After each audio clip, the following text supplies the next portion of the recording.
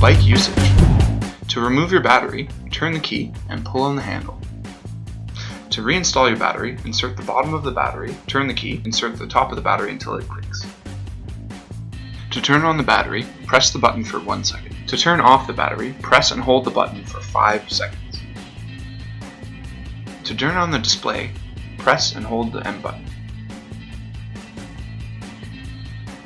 To navigate the different levels of assist, press plus and minus buttons. To turn on the display backlight, hold the plus button. To turn it off, do the same in reverse. To turn on the rear light, push the button on the bottom left. To turn on the front light, press the button on the top. At the top of the battery, there is a USB port. You can use this to charge any mobile device. To adjust your handlebar position, pull the toggle down, lift the lever, adjust, and resecure the lever.